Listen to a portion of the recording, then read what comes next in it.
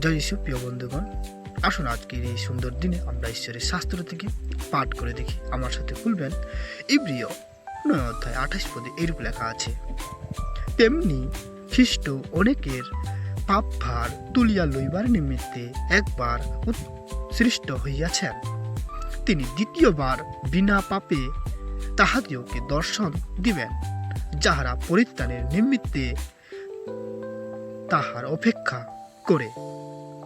Amen. হ্যাঁ, প্রভু যীশু খ্রিস্ট অনেকের মানুষের যে পাপ ছিল তাহা নিজের দেহে বহন করেছেন এবং কালভারি ক্রুশে মানুষের পাপের জন্য নিজেকে উৎসর্গ করেছেন।